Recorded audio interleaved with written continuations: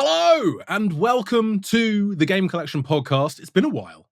It has. We skipped a week because I was dying of plague. Uh, and couldn't make it to a microphone. But your boys are back. I'm Matt, your marketing dude here at TGC, and I'm joined once again by Jack, who is our man for all things social. Jack, how you doing? I'm good, man. One, I'm glad you're not dead. So am I. There was a time last week when I did feel that the cold hand of death was coming to take you. But you have survived. You've rallied. Oh, you've rallied. You've dug deep, and here we are. And what the collectors won't know at home is that we've just lost like the best part of 20 minutes trying to get 3 different headsets to work. And we have actually fallen upon my 1999 Apple wired headphones, which are giving the best sound quality. So look, don't buy the AirPod Pro Max 500 backflip gigabyte tech wizards. And do not buy, I'm not going to say the other one because we sell them. But no, it's gone. And it's not the headset's fault. But yeah, wired headphones forever, man. Wired headphones forever. Physical media forever. Wired headphones forever. Physical tech forever. Physical connection forever. There it is. Plug in and play. I love it. None of this wireless digital nonsense. Out. Down with this sort of thing. That's why, that's why recording in person was the best the other week, honestly. Didn't have to worry about any of this stuff. Got to reach out and touch you. Anyway, we're back. We're here. We have notes. We have many things to talk about. But before we do, as I often like to do, I think it's important to get some disclaimers out the way, and also a shameless plug for the website, to be honest. So this week I've gone with a classic. I've gone with the Beatles. Okay. I think subconsciously maybe it's because I was dying of plague. I've gone with Help. You need somebody. Yeah. Okay. So I'm really praying that I can remember exactly how this all fits together. But here we go. Games, I need distraction. Games, some controller action. Games to add to my collection. Games, from classic titles to the ones that just came out. Our prices drop so low they'll make you wanna shout. If you want free shipping and points on every game, come and shop at TGC. We'll brighten up your day. Then stick on the podcast with the lads. Spicy game and chat with Jack and Matt. Opinions are our own, so don't be mad. TGC, games for me and you. There you go. I prefer the Rolling Stones, but that was fire. Yeah. And I mean, I think in some ways you had an extra week to practice that as well, because this was obviously due to be last week's jingle. But the deep irony was this was written and ready for last week. Yeah, exactly. Okay, not absolutely, but I was actually going to cut you some slack and be like, the extra week adds that extra bit of pressure. I will say you performed admirably. Thanks, man. Thanks. And you got in all the stuff we need to cover so that we can say whatever the hell we want. That's right, baby. and that's the important thing. Although there was no kind of reference to like sort of pulling stuff out of our asses or kind of dick jokes like we have had. So maybe I don't know, 7 out of 10, an IGN 7. No, I'm going to give it an 8.5. Okay, thanks, man. Being a bit too self-critical. I enjoyed in the middle there. I actually found myself like swaying and it not be out of time. I was like, I'm vibing. Like, this means I'm connecting. Like these headphones, man. I'm connected. Love it. Physical connections forever. Hell yeah. We're going to jump into some. We asked for a bunch of questions around multiplayer stuff because Call of Duty obviously has come out in the last week or two. So we figured we'd build the podcast around multiplayer. But before we get to that, a couple of trending topics that we wanted to talk about. We wanted to touch on this last week before I died and was then reborn.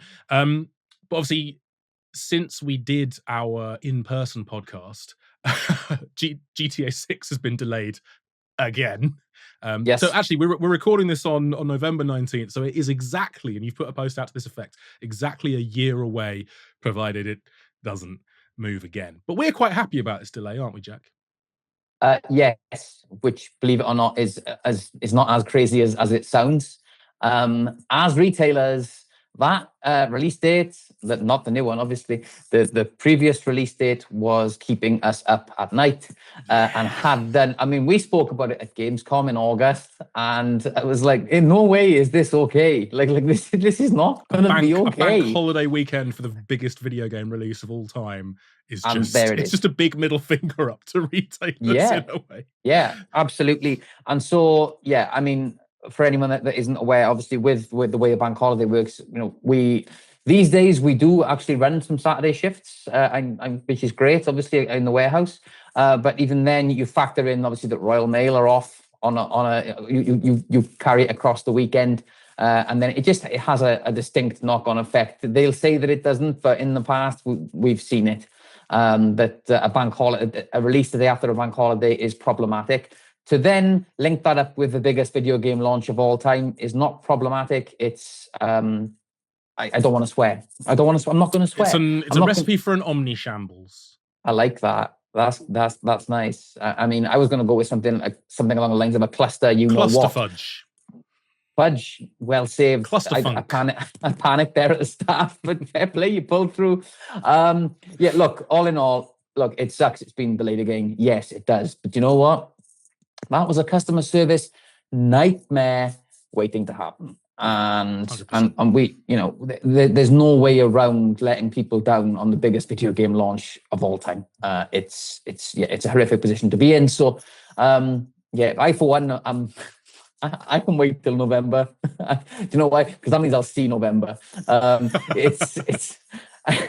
I did laugh because we had a comment on the post earlier, and I actually laughed out loud when I put out 1 year today. Hang in there, collectors, we've got this. And somebody commented, "I'm gonna get run down by a lorry on November the 18th, 2026. I just know it." I was like, yeah. I mean. Life's out to get you. Life's out to get us all. Look both ways before you cross the road, collectors. That's the moral of that story. Or stay home. Stay home. It's really dangerous out there. There's a giant cancer-breathing ball of fire in the sky that just wants to cook you. Stay in. Stay in. Play some games. But yeah, I think we're all quite happy that we're not going to be trying to turn around GTA 6 on a bank holiday weekend. And we talked about this before as well. You like it when stock arrives into the warehouse early so you can kind of get all your ducks in a row. When there are pre-orders like we anticipate for the biggest game release of all time, or what we think will probably be the biggest game release of all time, let's be real. You want as big a runway as possible. And the trouble with that is that we know Take-Two and Rockstar in particular are incredibly sensitive and very, very controlling when it comes to being risk averse around leaks. So we'd expect that stock to actually arrive fairly close to the date. So yeah, it's better for everyone. It's better for everyone. Everyone's going to hopefully get their games. So, and there's a much better chance of doing that in a nice clean window without a pesky bank holiday weekend getting in the way. But it's going to be interesting to see what this does to the release slate next year. I think September, October are going to suddenly become a lot busier, and folks are just going to want to get out the way of November. But yeah, still hyped. Absolutely. I mean, look, it'll be ready when it's ready. All jokes aside, I've seen numerous people saying, it's going to get delayed again, and they're going to launch it as a PS6 or next Xbox exclusive. And it's like the PS6 is, in my eyes, probably still 3 years away. Didn't they say the other day, Sony announced that the PS5 is currently in the middle of its life cycle, slap bang in the middle. So, I think we're a few years away from the PS6 yet. So that's not going to happen. I do think, you have to remember situations like Cyberpunk, where another delay I just think wasn't possible on the back of the previous delay. It just wasn't possible. I don't think it could have. GTA has that power, has that absolute just world destroying power to kind of be delayed. And if it's delayed again, do you know what? There'll be all the memes and there'll be all the negativity, but those same people, ourselves included, will be there when it launches to buy it regardless. Cyberpunk, obviously, with it launching on PS4 and Xbox One, that probably shouldn't have happened. Which was pushed out in the end, and that should have been kept for next gen or now current gen. So yeah, I don't want to see that happen again. I mean, from our perspective, absolutely not. From a retailer perspective, it was horrible, like absolutely horrible. And we had such an exciting marketing budget for Cyberpunk. We had this huge kind of push. We even did this really epic thing with the site. I recall where we did the site takeover, and it kind of all like loaded in like the computerized kind of setting, like proper like Cyberpunk vibes, and took over the whole site, and it was like, this is amazing, you know. And then obviously the game launched, and it wasn't amazing. Nothing was amazing. So look, nobody wants to see that again, least of all us as a retailer. It'll be ready when it's ready, folks. But please let it be 1 year today. Fingers crossed. Fingers crossed. Yeah.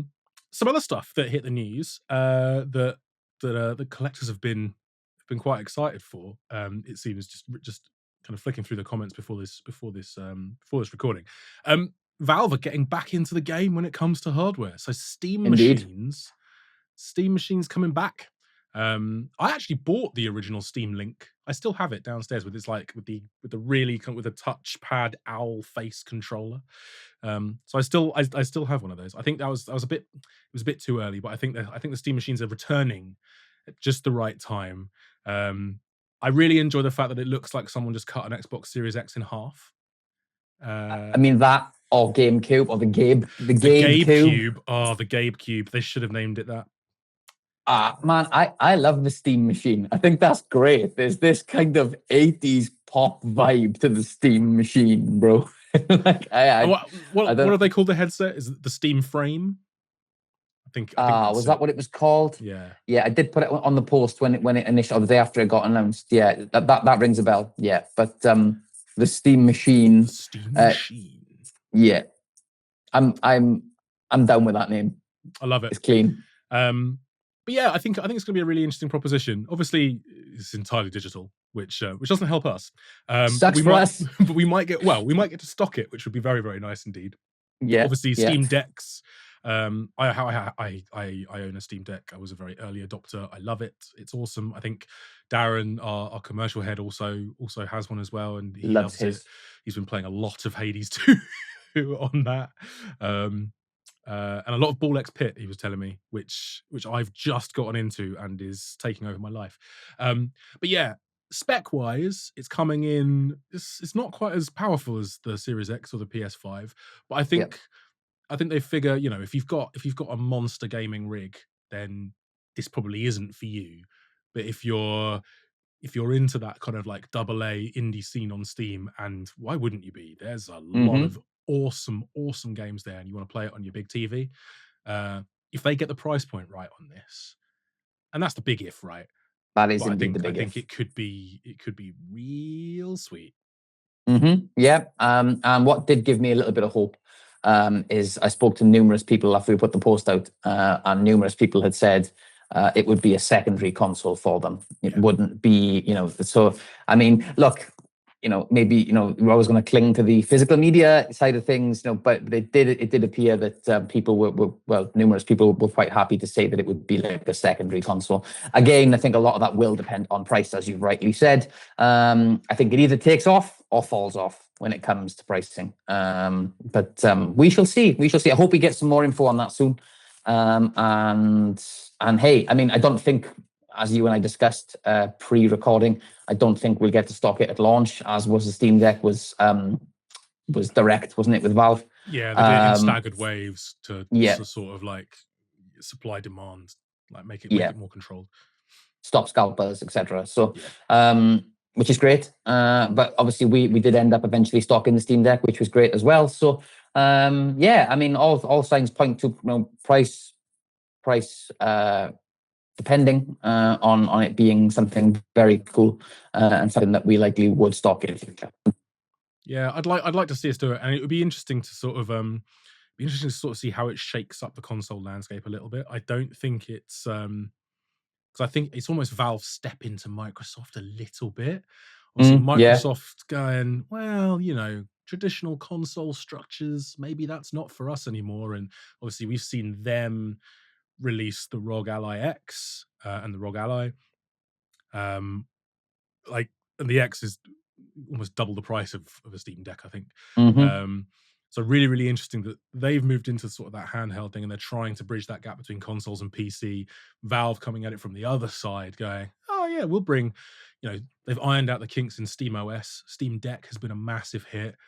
This is the next logical step, right? And I found it really interesting that Phil Spencer came out almost immediately and just went, guys, we're one of the biggest publishers on Steam, by the way. We're one of the biggest publishers on Steam. So, Yeah, I saw that. Yeah. we're still winning, guys. We're still winning. But yeah, it's gonna be really, really, really interesting. And there were rumors, I think, a couple weeks back about Sony trying to get something off the ground that was similar to Xbox's Play Anywhere. That's gone a bit quiet, but yeah, I'd imagine that Sony are watching this like a hawk as well. But of course, their games are on Steam too. Like Yeah. they're it's really common to see first party PlayStation games hit PC a little bit after, but True. those two things are becoming much closer as well. So yeah, really, this next couple years are going to be real interesting. So yeah. Interesting, I think, is the word.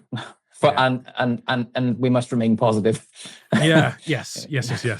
But let us know in the comments, collectors, if you're intrigued by the Steam machine. Let's not forget about the customizable option as well. Like, I mean, that aspect blew my mind. I was like, was awesome. I mean, that shouldn't have excited me as much as it did, but damn, that excited me. Like the possibilities. I really want to get the controller in my hands as well, just to sort of, because it reminds me a lot of the original Xbox, the big chunky the Duke controller. It wouldn't surprise me if I picked that up and I could control satellites in the sky. It looks huge. It looks like you can start a remote drone war with it. Yeah, 100%. I'm down. But it definitely gives that vibe. Oh dear. We also got this week. We also got Game of the Year noms for the Game Awards, and Yes. well, I was about to say no huge controversy here, I suppose, but like it's good to see actual, Expedition 33 not being overlooked. Golden joysticks. So we had Clair Obscur, Expedition 33, Death Stranding 2. That was always a given how buddy our man Jeff is with Mr. Kojima. Donkey Kong Bonanza, which I know you didn't really get on with, but has been critics loved it. Yeah, absolutely. Hades, and two absolute critical darlings to follow. Hades 2, Hollow Knight Silk Song, and I'm really, really glad that this is getting its flowers. Kingdom Come Deliverance 2. Oh man, in there as well. I think it's interesting. Like a few of the smaller games, like I think Blueprints has been a cracking game this year, and I think it's definitely gotten a few nominations elsewhere. I think Ghost of Yote, probably the biggest surprise, perhaps, to miss out there. But you happy with that list, Jack? I mean, yeah. Like I'm glad to see. It was never going to miss at the Game Awards, and obviously Golden Joysticks covered it up with the ultimate game of the year. I can't remember what it's called exactly, but yeah. Having spoken to people, I haven't spoken to the community. I put a post out the other day once the nominations were confirmed, and I was really surprised to see just how many people on that thread commented for KCD2. We could be in for a surprise. Like genuinely, I know it's only one thread, but I was very surprised to see. It was like overwhelmingly, I think, the most commented game in that thread. So yeah, I mean, and do you know what? Like, it would be awesome to see something that we've all been screaming, like, it'll either be Expedition 33 or Death Stranding 2 because Jeff Keighley's buddy with Kojima, and then KCD2 just slides in with a sword and a shield, and it's just like, what? Although I did put in the post for myself, it was like, it won't let me vote for Astrobot again. So absolute scenes when Hades 2 wins. It would just be, yeah. I mean, I'm down. Look, there's nothing in that list I look at and I'm like, even though I didn't get on with Bonanza, I understand why it's there. Like I get it. Like I get it. And I'm really glad it's there and not Mario Kart World. Like Agreed. of the two, like, great. A couple of people were a little bit unhappy, just raised perhaps that Split Fiction maybe missed out on a little nod to make the list. I mean, obviously having It Takes Two winning Game of the Year a few years ago prior to that, and obviously I can't speak. Split Fiction was released to critical acclaim too. So yeah, a little bit maybe surprised. Massive Metacritic score, I think. Yeah.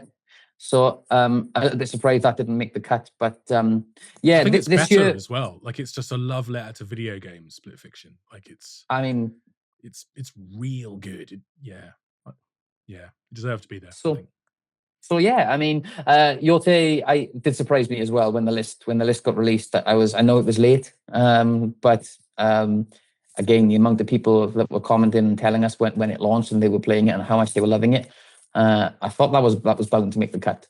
So yeah, who knows? I hope Expedition 33 wins, and I say that purely from the amount of people that have told me that it's not just like it's one of those kinds of games that comes along once a generation.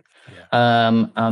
And I'm all for a game like that with Sandfall, being the size that they are. I know you said they outsourced quite a lot of the work, but I mean, look, they delivered and released a game that is quite literally on everybody's lips. So you do what you got to do to deliver what you want to deliver. And so yeah, I would love to see a game of that size, or with the team of that size, get its flowers. Personally, yeah, it's my personal game of the year. It's phenomenal. It's phenomenal. And I've seen there's been that sort of backlash, I think, recently as well. Like I was on, just fell down a Twitter rabbit hole the other day, and I know a few prominent kind of influencers have been kind of calling out what they perceive as almost like overglazing when it comes to kind of Expedition 33, and I'm like, people are gonna like what they like, they're gonna love what they love, they're gonna champion good stuff at the end of the day. And we try not to rain on anyone's parade. We try not to yuck anybody else's yum. We try not to kind of, uh if you've got love for a game that I don't have love for, like I don't have to like a game to understand why you might love it, that sort of thing. So I think, yeah, all of those nominations absolutely worthy. I don't think I'd be mad with any of them winning it. no, And even for me personally, it'll be Expedition 33. But you saying that about Kingdom Come, it would be amazing to see. Honestly, it would. I think agree. Everyone expects Expedition 33 to win it. I think everyone, or Death Stranding too, to be honest.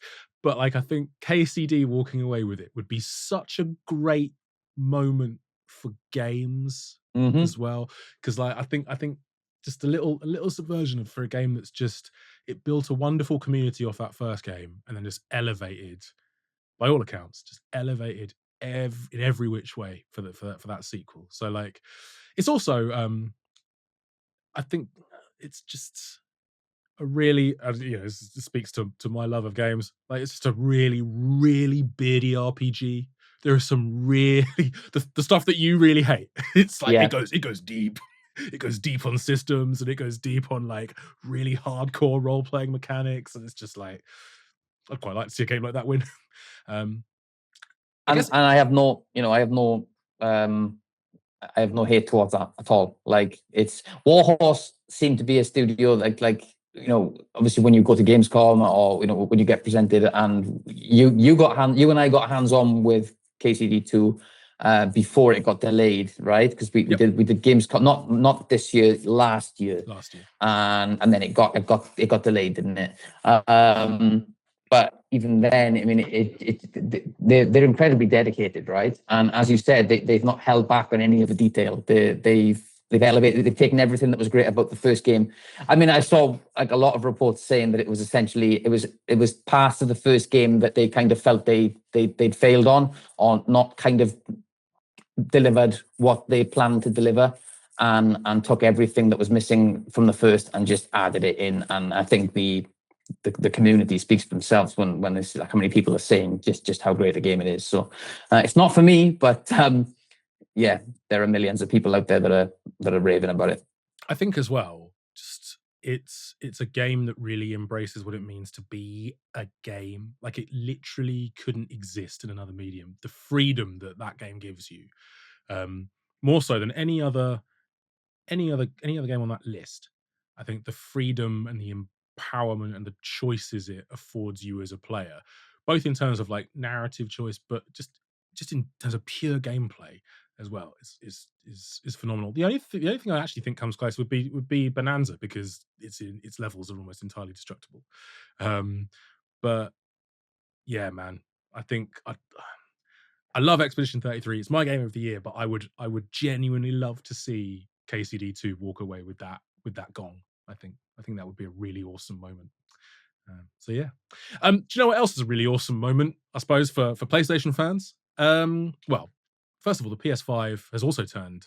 Has also, I've I can't talk now. Has also turned 5, but it's also overtaken the last competition from Microsoft in terms of sales. It's finally beaten the 360, um, and yeah, PS5 still going strong, still awesome. Favorite PS5 game, Jack? just quickly, let's just kill the narrative once more that we hate Xbox because no, seriously though, because you and I we have both celebrated we discussed celebrated Xbox Series X's the birthday. X the Xbox 360 though is a phenomenal console. And let's be honest, like I have some of the most incredible gaming memories from my Xbox 360. Like I have zero notes. It was That era phenomenal. clears. Like Xbox Live, what Xbox Live did for online multiplayer, By a what country Xbox Live mile. Arcade Like did for indie gaming, I think like phenomenal. It's genuinely when we rag on Microsoft, I suppose it's a bit like Obi-Wan to Anakin. It's like you were supposed to be so much more than this. Like the Xbox One, Don Matrix leadership, all of that awfulness. It destroyed what was like the Xbox 360 was such a golden era for so many reasons. yeah, And they just sort of pissed it away. So that's why we get a bit passionate about this. It's not because we hate Microsoft. It's because we're we're absolutely not we're not. not angry. We're just disappointed. And now PlayStation has the high ground. They do. hmm They do. Um, favorite PS5 game. I know we had a little chat about this beforehand, and I mean, like, special mention to Ragnarok because Mm, it's a phenomenal game. it's a great game. I prefer God of War 2018 though, which is why I pick Astrobot as my favorite PS5 game. That is the Nintendo kid in me that finally got like the equivalent on PlayStation. Like every part of Astrobot, there was so many parts that just brought a smile to my face. Like I was just happy playing it and replaying it. I don't know how many times I played through replayed the Nathan Drake section or the Aloy sections. Like it just incredible the way they integrated. Just pure genius. Like fun, colorful, and yeah, just a hell of a good time. And yeah, it was an absolute joy. So for me, I think gun to my head, it would be Astrobot as my favorite game on the PS5. I would absolutely agree with you. I think it's pure joy. I think they out Nintendoed Nintendo. Absolutely. Um, no, it's magnificent. I think some honorable mentions. Some of these are cross-platform, obviously, or multi-platform, obviously. But I think we mentioned Cyberpunk earlier. The jump from last gen to this gen, and me replaying the Ultimate Edition with Phantom Liberty in there on PS5 with all of the bells and whistles that the DualSense adds was so good. It's so good. It's night and day. That hmm game, and I enjoyed it. I enjoyed it on PS4. I enjoyed it despite it crashing every 70 to 90 minutes. I enjoyed it despite the litany of bugs and fallen promises and all of that sort of stuff. Like I really enjoyed it. I adored it on PS5. It was just absolutely phenomenal. See also Final Fantasy. Yep, Had to get it in there. Final Fantasy mentioned. Final Fantasy 7 remake integrate, which I think is fantastic. Honestly, and this may be recency bias, outside of Astrobot, the best thing that I've played on the PS5, it might be Yote.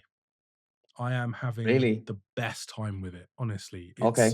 it's Tsushima on steroids. It's like, to me, it's almost like Assassin's Creed. It takes a really good kind of, and I think Ghost of Tsushima is probably like an 8 out of 10 to Assassin's Creed 7.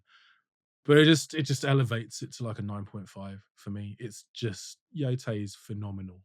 And I'm loving it. I'm absolutely loving it. I don't really want it to end.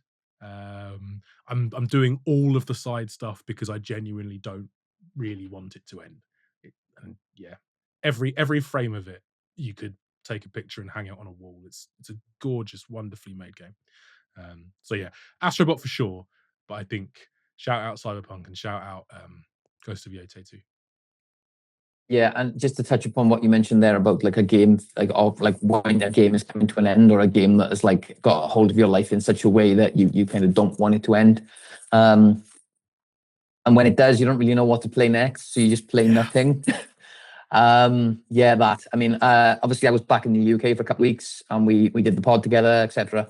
But I finished The Last of Us Part 2 remastered on PS5 shortly before I came over. And yeah, I've been back now since Saturday, and I have considered turning my PS5 on every night since, and I've not. I've just gone to bed. And I don't know what to play. And I know what you should play, Jack.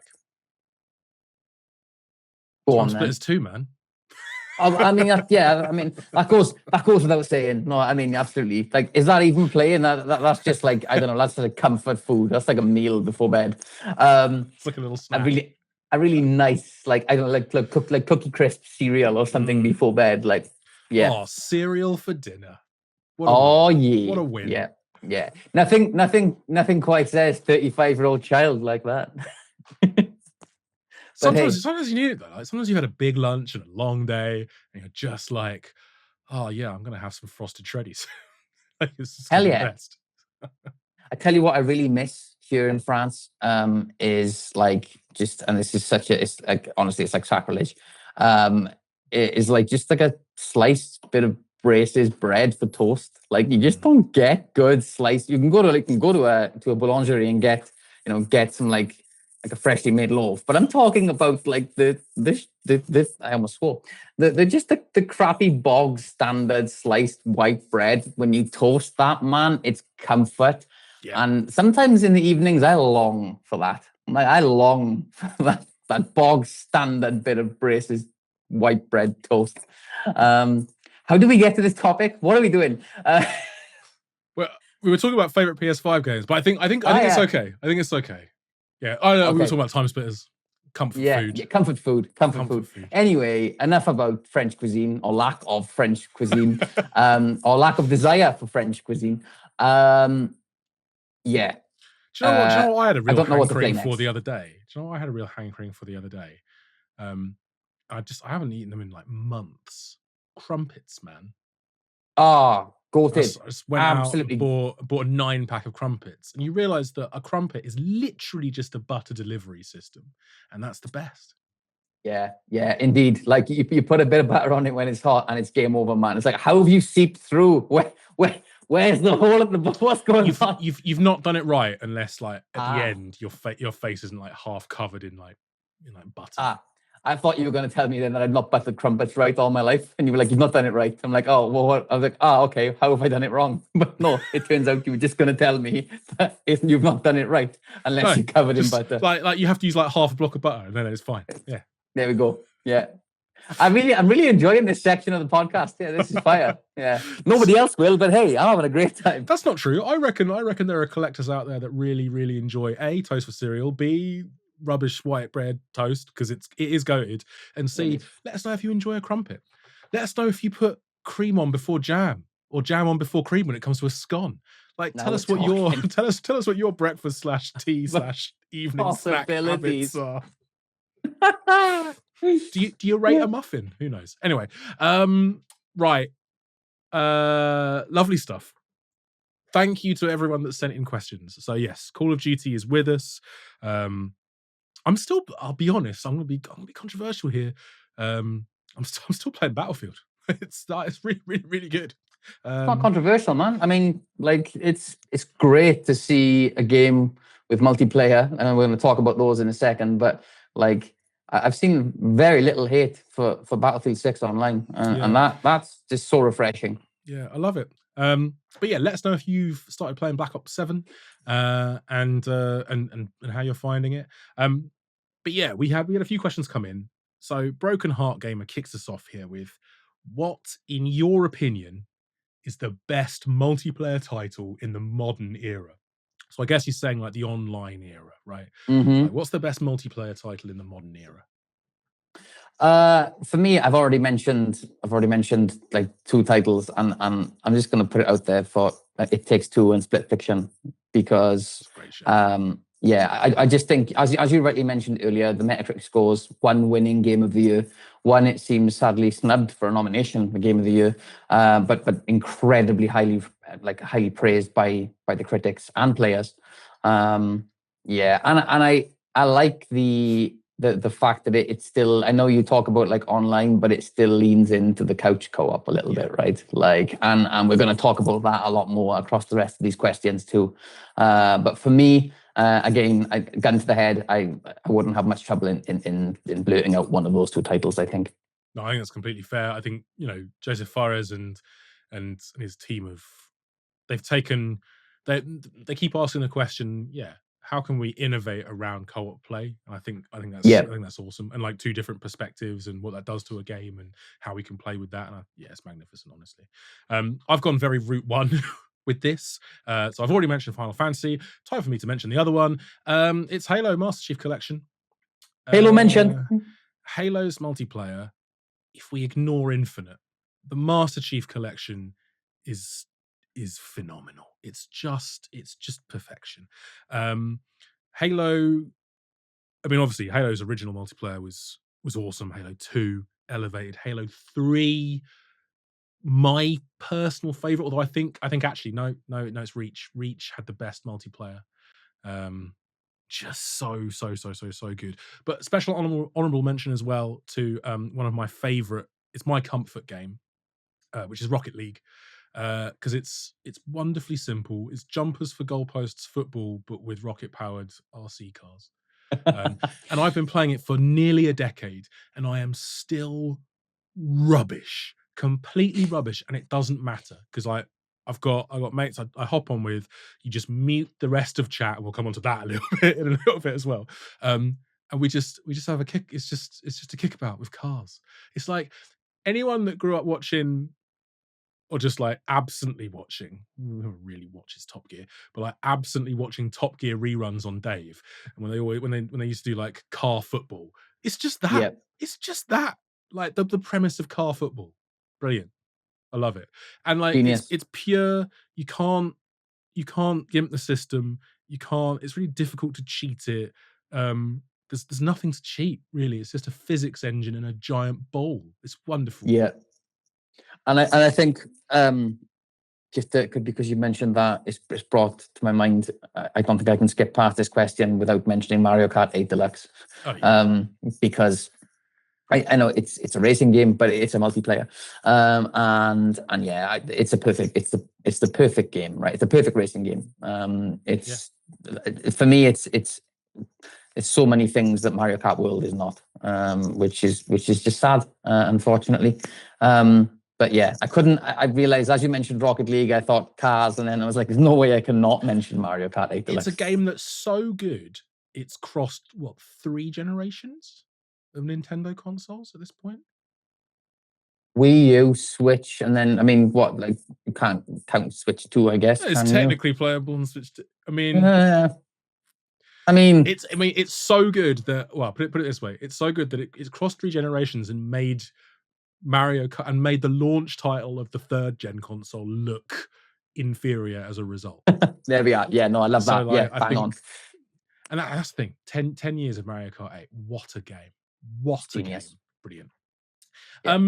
Vinla, shout out Vinla, always coming in with a good question, asks, which online multiplayer game do you wish, I love this one, do you wish you could go back to and experience at its peak again? The original PlanetSide for me will never be equaled. Take me back. Oh, PlanetSide and PlanetSide 2, actually. I had a lot of fun with PlanetSide 2. But yeah, which multiplayer game would you love to go back and experience at its peak? I mean, as you mentioned, like Route One, like I'm just gonna say GoldenEye. I am Fair. like I'm saying it like it's shamelessly like easy to say, but that's because of how good it was. Like, I mean, also a simpler time in our lives, right? Like Oh, we didn't have adult responsibilities. absolutely. I mean, the rose tinted specs are like, I mean, they are designer rose tinted specs. They are very expensive rose tinted specs. But yeah, no, for me, it just brought joy, man. It just brought joy and Slaps frustration. only, and no odd job. Oh yeah, no odd jobs allowed, man. Like No odd yeah, jobs like allowed. like no, absolutely under no condition is anybody allowed to be on job. Like get out of my house if you yeah. So there's a question later on about bad gaming etiquette, and that's probably there. Like that's up there. If you pick odd job, get out. If you're even one of those people that goes, odd job, way, like, no, there's no time for jokes. Get out. Like, out. it's, out. Get in the bin. Get in the sea. I wish to spend no more time with you. So, yeah, GoldenEye, it was peak. It was peak. And I struggle to think of something that I enjoyed more with friends. I mean, as you say, at that age, life was simpler, gaming was simpler, and we thought that it was never, ever, ever going to get topped.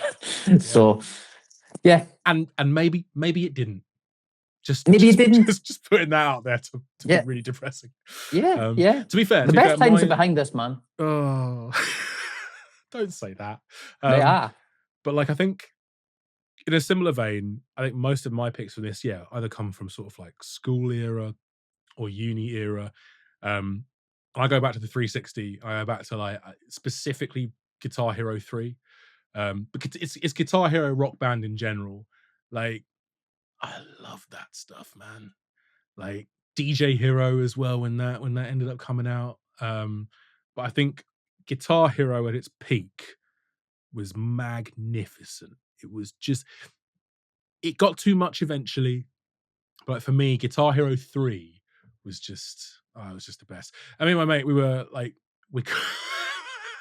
I don't know if I'm misremembering this, but we literally got, this is before influencers were really a thing. We got invited to form a Guitar Hero band. Okay. Because we climbed the leaderboards to such an extent as a duo amazing. that we got asked. I still to this day don't actually know what that would have entailed. But it was at a point in our lives where we really wanted to do was get drunk and get laid. So like that wasn't a thing that was really good. What could have been, man? What could have been? You could have been a professional. Could have been a professional Guitar Hero player. What does that even look like? Yeah, we'll never know. But yeah, Guitar Hero Rock Band. I think I noticed that is it Crooked have just dropped this summer just gone. They just dropped a really lovely blue Les Paul, and I'm like proper Guitar Hero style control. I'm like, I want it, but there are no games. And like most of the servers for the old stuff have been shut down. So I'm just like, there's always Clone Hero. But yeah. Sonic Rich. This is a great one as well. Sonic Rich has asked, which multiplayer game connected you with friends for life? This one, like, obviously you try and think back to different times, because a lot of the games you mentioned with these questions around a certain topic like multiplayer will bring up the same titles, right? But for me, this one made me think of FIFA 2006. Now, I have a really good friend of mine from school, Neil, and he lived not far from me, literally like 5 minutes away from me. So, and you know what it's like in the the weather in the UK is not exactly fantastic a lot of the time, and obviously towards the end of the year, the nights get darker. You can't go and play football. Anyway, the amount of times I would end up at Neil's house and we would play FIFA 2006, and in the end, we kept tally score on like a sheet of paper that would go on for like across the year, right? And Neil found a way to score almost every single time from a corner. A corner was effectively a penalty, right? And honestly, he would celebrate at getting a corner like getting a penalty, and it would honestly make me. I was like physically sick. I'm sat there. He could be winning a game. He wins a corner, right? And you know he's going to score, and it's a corner, man. Like, yeah, just utterly defeated and frustrated and angry. But you know what? Look at me recalling it and remembering it like it was yesterday, because like it was an amazing time. Like, and you know the laughs you have with your friends when that stuff happens. When he wins a dodgy corner in the 90th minute of a game, you're like, I want to kill him. I want to kill him. Yeah. So I don't know what it is about FIFA 2006, but yeah, that was the first game that came to my mind when I read this question, because it was a really good time in my life. Obviously being 16 at the time, or around 16, it would have been the year we finished school. So, you know, it would have been all around that time, you know, where like the next phase of your life is coming in, and you're kind of just like you're feeling like you've got this like new freedom, and you don't know what's going to happen, and all of that stuff. And of course, you've got a really annoying friend that scores goals from corners like they're penalties. So yeah, FIFA 2006, without a doubt. How about Love you? it. For me, so there were a couple, but I think I'm going to go back to yeah, a bit younger than 16, and there's a guy called Alex who I'd been mates with. Like, we went to nursery together. Like, I've known he's my oldest friend. I've known him for donkey's years, and we grew up in the southeast. And then when I was 11, I moved down to Somerset, um, Oh yes. and so we didn't really see much of one another after that. So, um, well, certainly not as regularly, but every like a couple of times throughout the year, uh, I'd go across the country and stay at his for a weekend. And I remember growing up, he always had he he had consoles before I did, so we'd always go over to his place and play various things. But like, we'd always go over and we'd play Streets of Rage 2, and we'd play this game called Captain America and the Avengers. It's another side-scrolling beat 'em up, and you could play as Captain America, you could play as Iron Man, Vision, and maybe Hawkeye as well. Um, and we used to play that endlessly as like younger kids back in the heyday of the Mega Drive.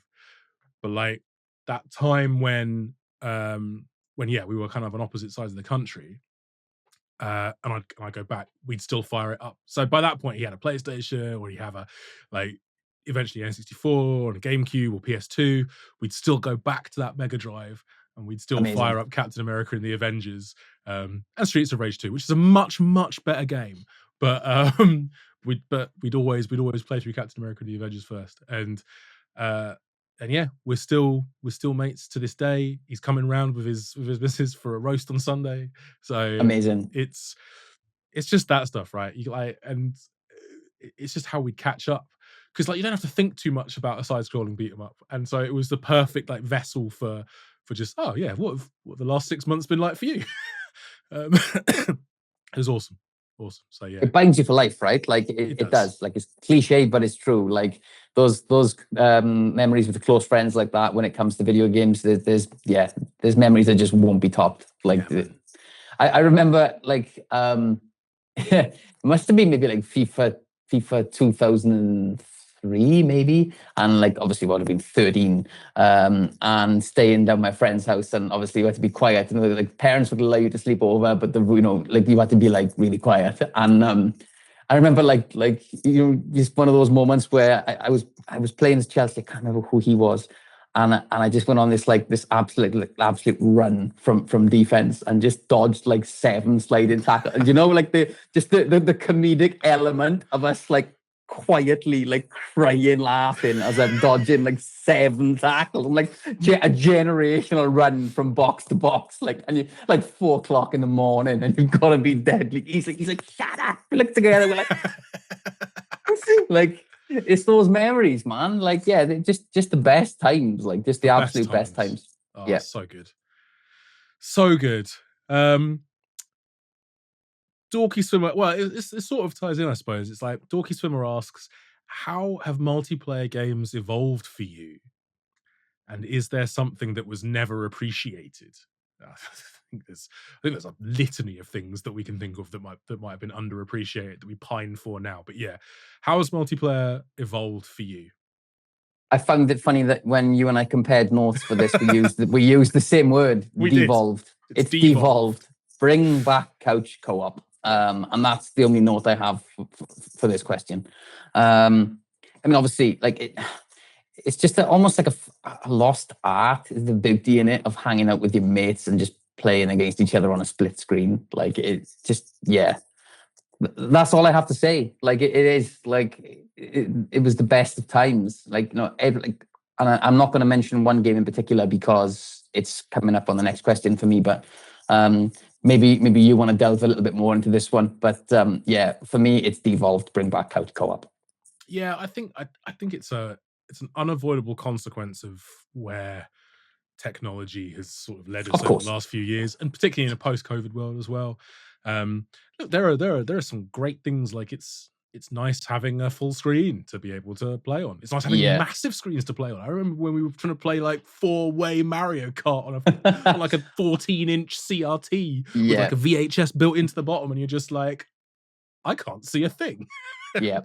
And it's absolute carnage. But yeah, I think we've lost something in a way. I love that I can play with people on the other side of the world. I love that I can, play with mates who aren't just around the corner, because actually, and that happens for a lot of people, that you end up sort of far flung and scattered, and it's literally physically impossible to do the couch co-op once you start premium adulting sometimes. Yeah. So online multiplayer has absolutely afforded us a great way to sort of reconnect in that perspective, in that aspect. But my favorite gaming nights to this day are still the ones where we get a bunch of people in a room. And it's often the classics. And it's often things like, I love the sort of throwback, speaking about side-scrolling beat 'em ups, the throwback retro beat 'em ups that we've had in the last year or two, like the Ninja Turtles games. There was a Power Rangers one in the last 12 months. It was awesome, I think, from the same team. That stuff will always play well. So yeah, it's difficult, I think, for us of this generation to not feel like it's devolved a little bit. And I'm sure if you spoke to someone that was in their early 20s and had been a digital native their entire life, and loved Fortnite, that they would tell us that we are Luddites and we're really old and over the hill, and the multiplayer game was amazing. And it's possible that we're all right, but I don't know. To that I say, maybe I'm out of touch. No. No, it is the children who are wrong. There it is. But yeah, I think it's good to champion those studios and those developers and those games that are still really, really pushing the boat for local co-op and local multiplayer and those sorts of local experiences, communal experiences, because they're awesome. 110% agree. Yeah. Endless Odyssey has asked, what unexpected multiplayer mode clicked with you the most? Mine would be Kane and Lynch 2 Cops and Robbers, which is a brilliant mode in a very flawed game. She says it was 10 out of 10 fun. So yeah, unexpected multiplayer mode that clicked with you.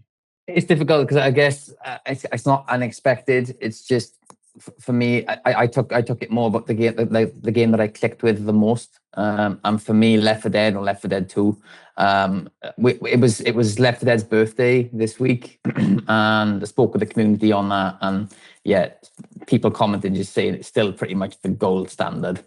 It was truly like, and you're just like going back and like watching some videos online and just like even some screenshots, and it's just like, oh, remember?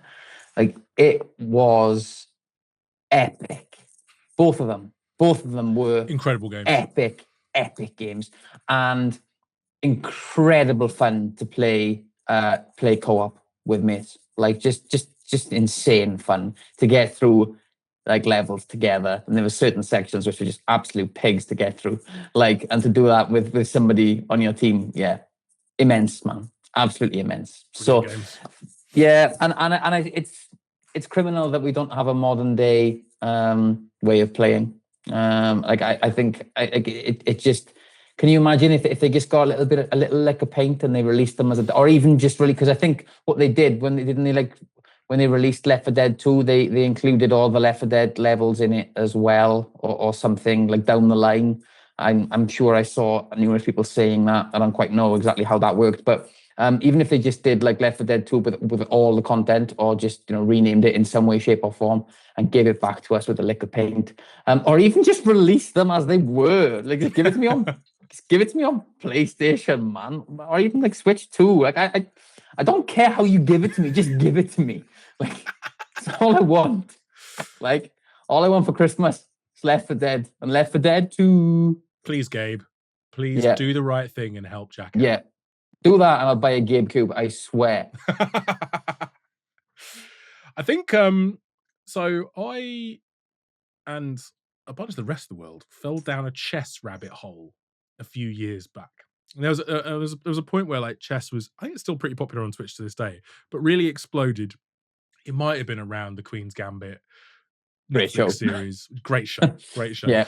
But I think during COVID, a friend of mine, me and her started playing. We just started playing chess because she's not a gamer, but we randomly at some point just had a game of chess, and then when we went into lockdown, it was one of the ways that we just sort of hung out virtually. So but then I fell down a rabbit hole and started playing like random people, and that it got his hooks into me for a good 6 to 9 months. So chess.com might be, I mean, wow, might be the most unexpected multiplayer clicking with me thing. But I also wanted to give a shout out to Mass Effect 3. The multiplayer mode in that had no right to be as good as it was. I think we all expected it to be absolute dog poo. And it turned out to be really solid, really awesome, just kind of like co-op horde mode kind of deal. And it was wicked. It helped that like by that third game, they'd really tightened up the gunplay and the game feel, and it was genuinely a really awesome sort of RPG tinged third person shooter in a way. But it made that multiplayer mode really, really, really fun. So yeah, shout out Mass Effect 3. Oh, yeah. Liam Simcox has asked quite a deep question here, which is, does the anonymity of online gaming reveal a person's true character free from consequence? Or does it create a new detached persona? Are you the same person in game as you are in real life? Discuss.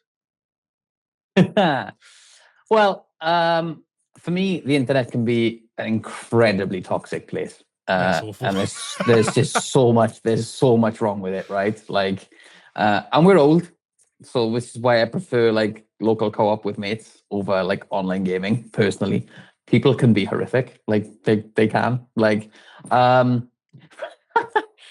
like the other day, we had a post on Instagram do really well because it was Grand Theft Auto Vice City's birthday.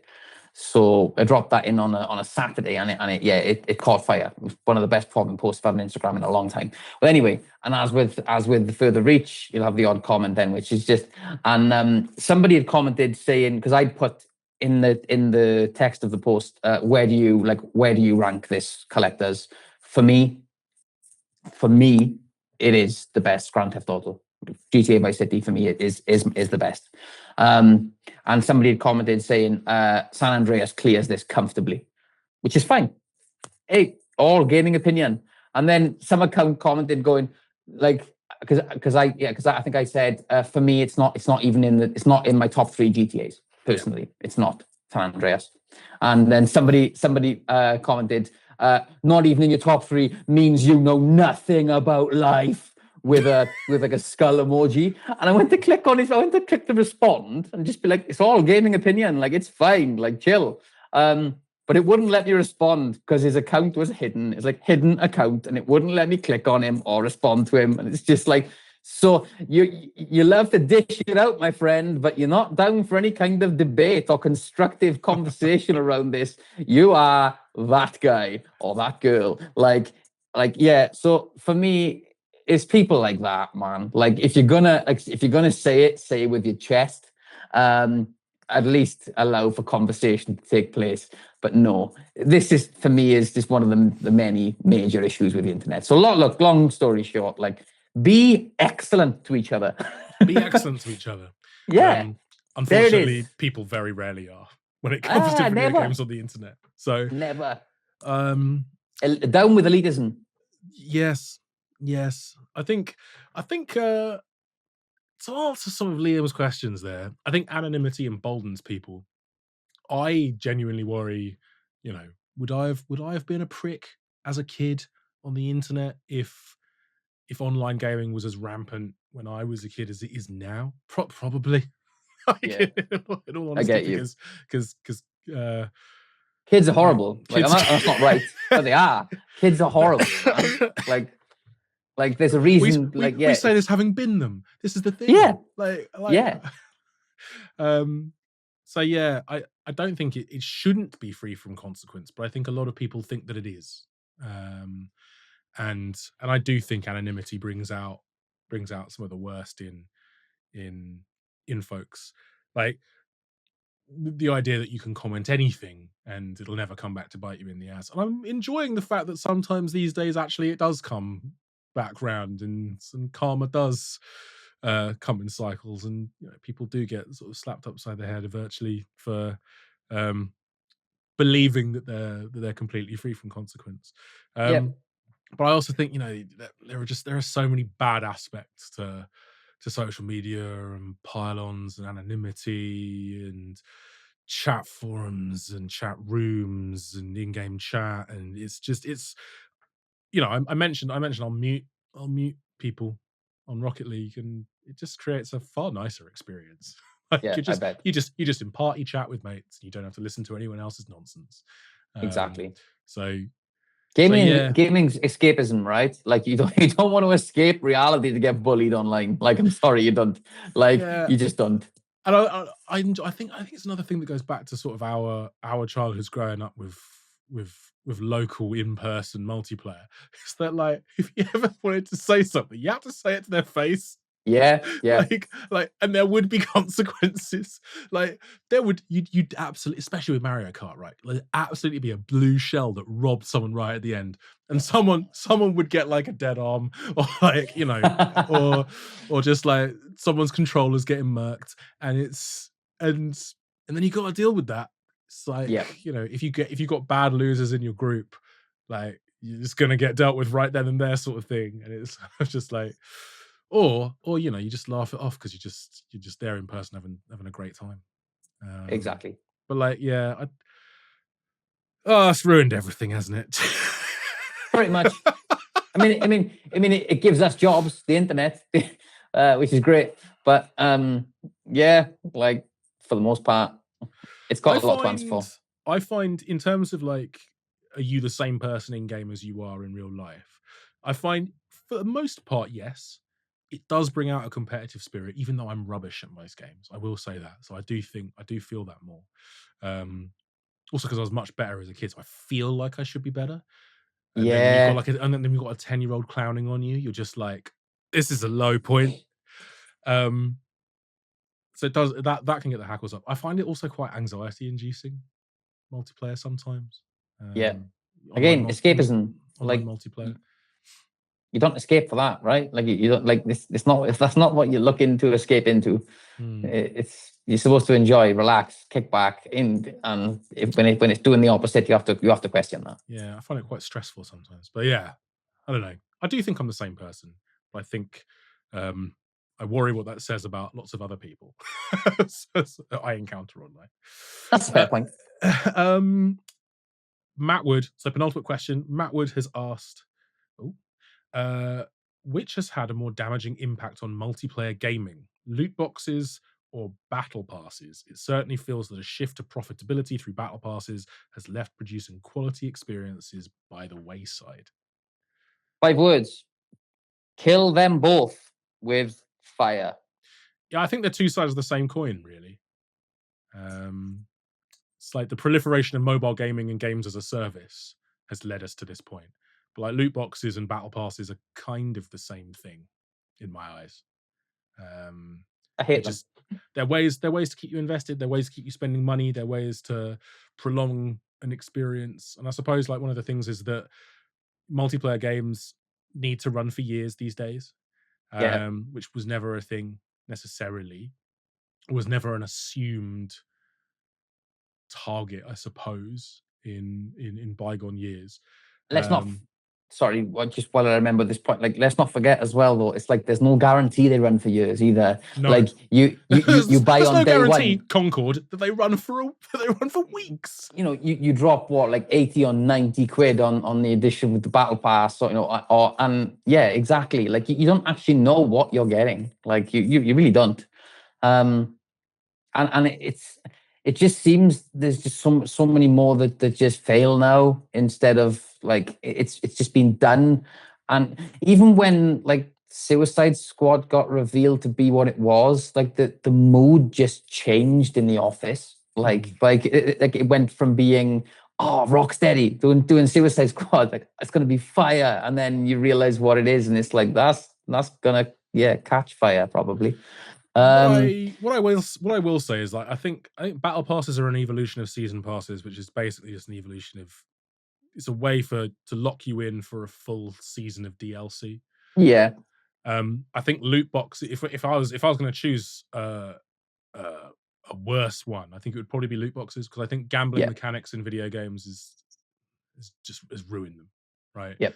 They are money spinners that are with incredibly predatory practices. Like I agree. ultimate. There's a reason that um, there's a reason that there have been lawsuits. There have been, there's public backlash. I think like, and it is really egregious. You are selling gambling mechanics in many cases to kids, um, Yep.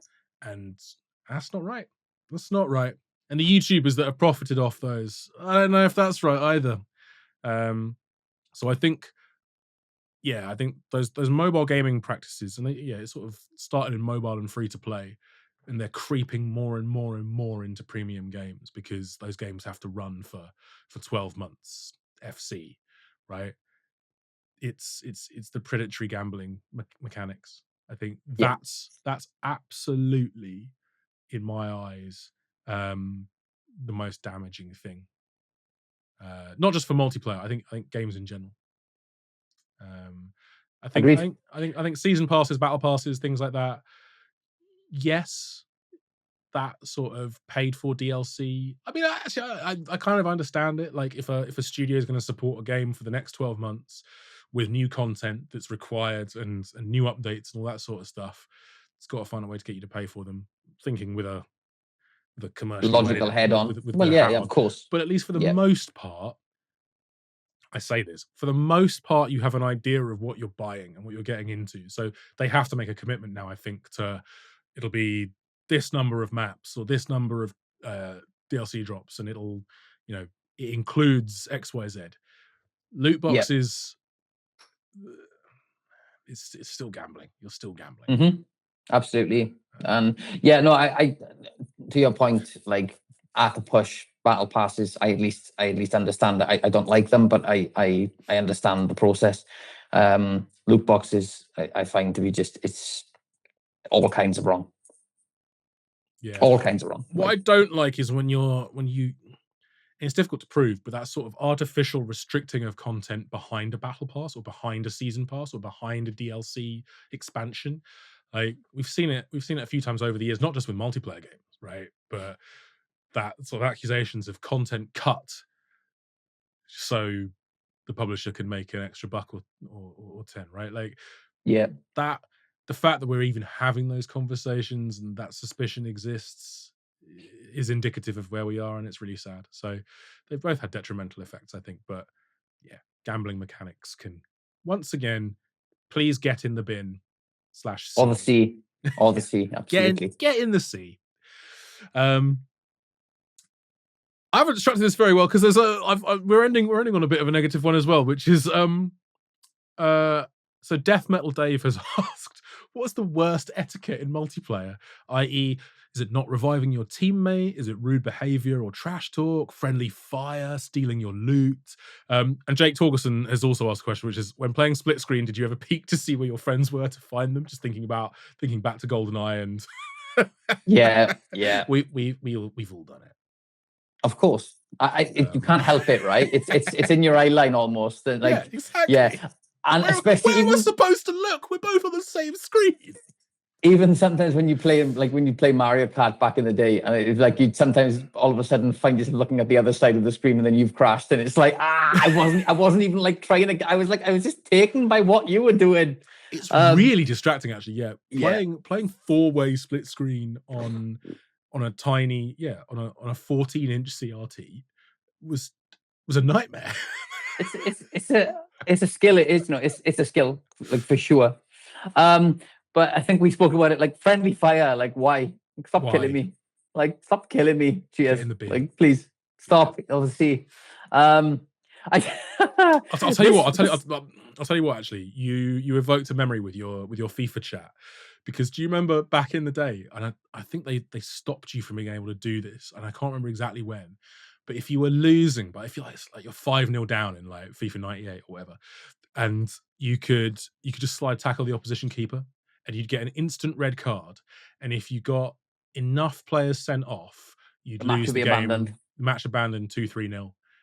So if you're losing by 6, this is the worst.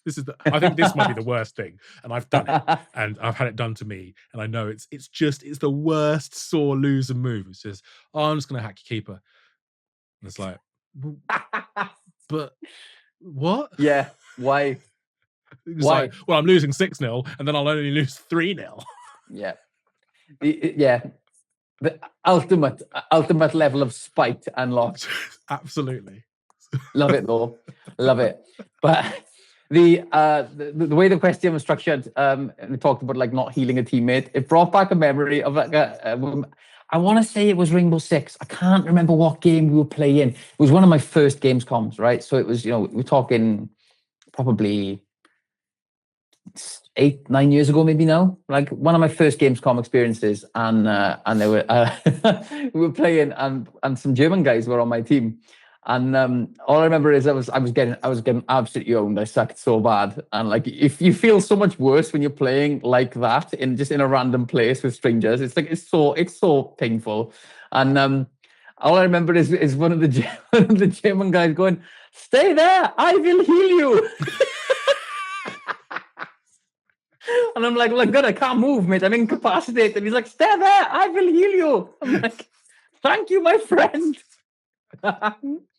So he had good gaming etiquette, man. Like, shout out to that German guy at Gamescom. Like, my man. Shout out to the German medics. I don't forget you, bro. I hope you're well. I hope you're out there somewhere and you're well. And life is treating you well.